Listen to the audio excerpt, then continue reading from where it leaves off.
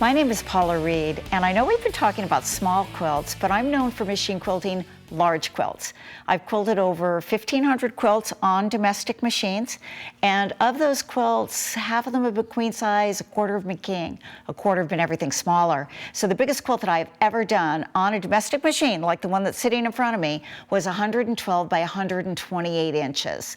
So I've developed some techniques for doing that, and one of the things that I have found really helpful is the placement of my table. I have a table about the size of the one that the machine is sitting on now, but my placement is so that I have a wall to the left of my table and I have a wall to the rear of my table, and there's so little space between the walls and that table that you couldn't even get a piece of paper through there. And so what happens is when I'm feeding the quilt through the machine, the quilt banks up against the walls instead of falling over. I know that I tried doing it with the table in the middle of the room, and it seemed like I was constantly corralling the quilt, and it was harder to get those big quilts through. So the first thing that I was told by a lady in my guild when I was first learning to machine quilt 24 years ago is she said I needed to roll the quilt up in both directions so that it was all ready to go in the machine, and I needed to put bicycle clips on it. And so I did that. I laid it out on the floor and I rolled it up and I put those clips on there. The only problem was that this was a full-size quilt, and when I brought it to the machine, I put that what felt like a telephone pole over my shoulder, and it sagged down into my lap, and I was trying to get it back up to the machine, and it kept sagging down in my lap. So I did about 2 seams on that full-size quilt, and I'd broken 5 needles, and my shoulder was killing me, and I thought, this just isn't going to work. So I developed a method that I call fluff and stuff. And so what I do, this is a twin-size quilt that I have here now. And what I do is I get the quilt settled comfortably in my lap. I'm never happier than when I'm sitting in front of a sewing machine with a quilt in my lap. And then I pleat the quilt. I decide where I'm going to quilt, and then I pleat the quilt into my right hand until I am where I want to be in the quilt, where I want to start sewing. This is where the knee lift really comes in handy. The knee lift is what I use to operate the presser foot up and down when my hands are otherwise occupied. So I've got this pleated here. I've raised the presser foot with my knee, and I've moved the quilt up. I take what's in my right hand and I just shove it right through here. Now I call the method fluff and stuff because fluff and shove just didn't sound as good, but I'm pretty well fluffing and shoving. I sit really close to the machine. I let the majority of the quilt stay right in my lap. It's happy there. I just bring up about 8 to 10 inches of the quilt, and I just sort of rest it against my upper body. And then I use my tools, which are little bat scooters. They're made of foam.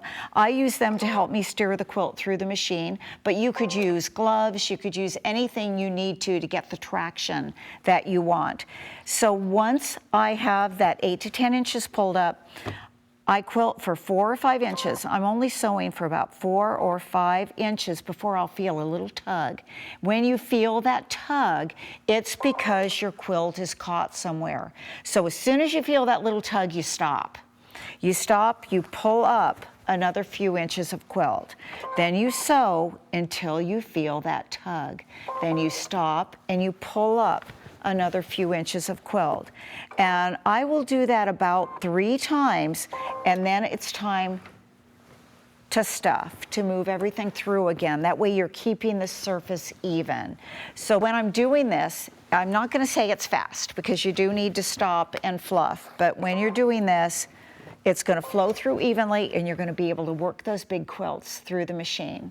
Now, one reason I like this also instead of the rolling is what if I wanted to change direction? If I got somewhere in this quilt where I decided that instead of quilting straight down, I wanted to switch directions, I would bring my needle down, I would bring the quilt through, I can bring it all the way through to the new direction where I want to be.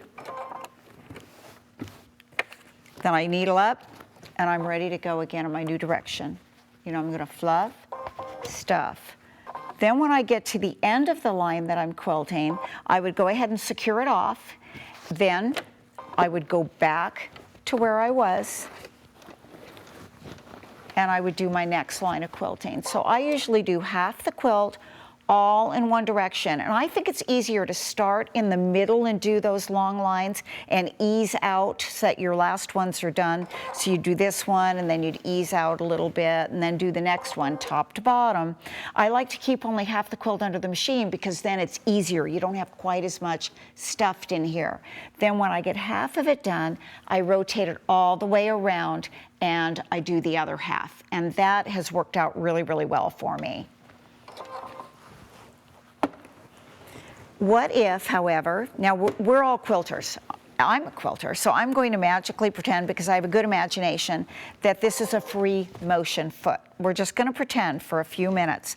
What I do to help me get that all worked through and to make it easy is the first thing I do before I ever start sewing is I put my bats down on my fabric farther apart than I hold them when I'm actually sewing.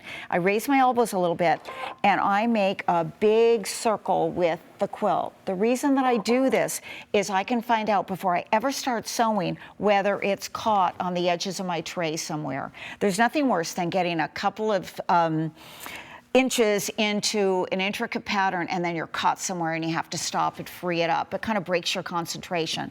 So if I can tell first that I'm hung up and free it up, then I won't have to do that. The next thing I'm going to show you is how I actually start and stop my straight stitching. So I'm going to move the quilt to the side and I'm going to take this piece of fabric and batting, you know, just like a quilt, and I'm going to show you how I do this. I'm going to draw a pretend seam. Where I actually start sewing is 1/4 inch in front of that seam, and I sew with a very small stitch backwards to the beginning of the seam. Then I switch to a normal size stitch, stitch all the way down from the top to the bottom, and then stitch with the small stitch backwards. Now what I've been able to do is toggle between 2 stitches, a short and a long, so that I don't have to keep adjusting the stitch length. So I'm going to adjust the screen and then I'm going to show you how I actually stitch this. So I'm going to select stitch 3 and I'm going to bring the length down to 0.8. Then I'm going to put that stitch in memory. Then on stitch 4 is just the length I want, that 2.5 millimeter stitch. So I'm going to start in stitch 3, which is my short stitch. How I do my straight stitching is I start where that arrow is, 1/4 inch down. I bring the needle down, bring the needle up, and that brings up my bobbin thread. Then I'm going to sew backwards with that very, very small stitch. This is my securing stitch. Then I select stitch 4. I stitch down to the bottom of the seam, tauten my fabric up a little bit. I stitch down to the bottom of my seam with my regular stitch length.